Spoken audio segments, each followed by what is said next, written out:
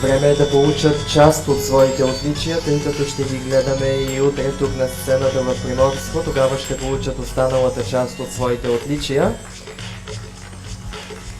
Нека да ги аплодираме.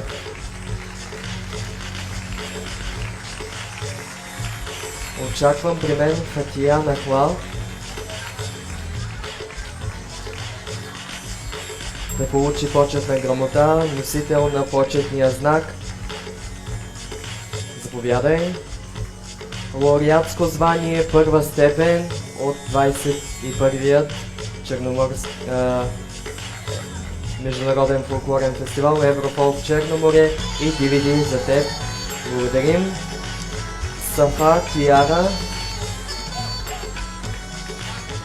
също получава почетна грамота, носител на почетния знак на музикални празници Еврофолк. Заповядай. Лауреатско звание първа степен от журито и за теб.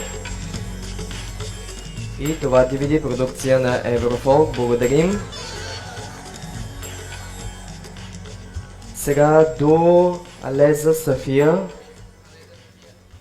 Алеза Сафия също получава почетна грамота, почетен знак.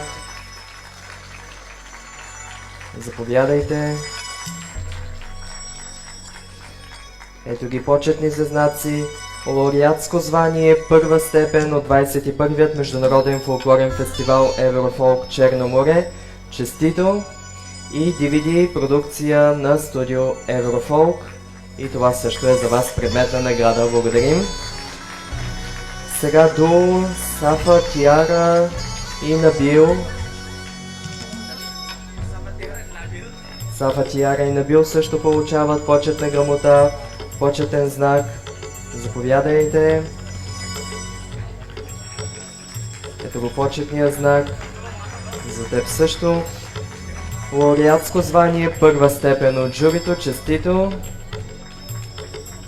Заповядай. И DVD продукция на Еврофолк. И за вас. Thank you. И сега за групата от Джакарта, Индонезия. Също почетна грамота, носители на почетния знак. Заповядайте. Диплом за съществен принос за съхраняването и развитието на традиционните фолклорни изкуства. Ставате откритие на 21-то издание на Международен фолклорен фестивал Еврофолк Черно море. Журито отсъжда и лауреатско звание първа степен. Нека да ги аплодираме.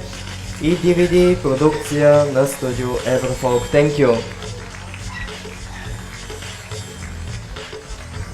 Още веднъж аплодисменти за представителите на Индонезия.